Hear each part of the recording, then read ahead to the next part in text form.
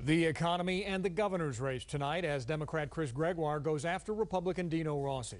Gregoire is attacking Rossi's stand on the minimum wage in our state. KIRO 7 senior political reporter Essex Porter is digging into the latest for us. Essex.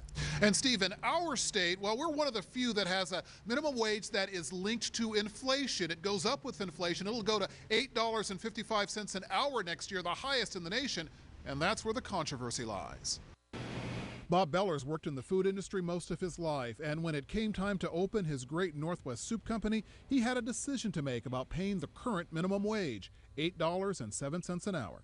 We pay our employees a little more than most restaurants. We pay them anywhere from $9 to $11 an hour. I do that to get better employees. They work harder if you take care of them.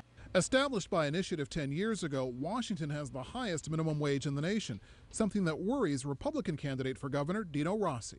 Minimum wage is really your first job. How many people stay at the minimum wage? Not very long. It's not meant to be a family wage, but it's meant to be an entry-level wage. I think it should be looked at as such. Rossi said he'd support a training wage of $1.50 an hour less than minimum. But seizing on an economic issue, today Democrat Gregoire's campaign gathered minimum wage workers to respond. If you take Dino Rossi's plan to reduce our wages by $1.50 an hour, that is approximately $250 a month that's going to come out of my pocket. Jennifer Fulton has made minimum wage plus tips since she was 16 years old. What is to stop my employer from firing all of their higher paid employees to hire these employees at the $1.50 less an hour?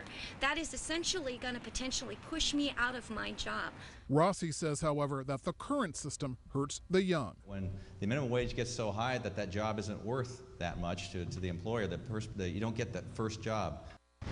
Now, restaurant owner Bob Beller tells me that he does pay his training employees less, but he still pays them more than the current minimum wage. The labor unions say that directly or indirectly, the minimum wage in our state affects more than 350,000 workers. Reporting live in Seattle, Essex Porter, KIRO 7 Eyewitness News.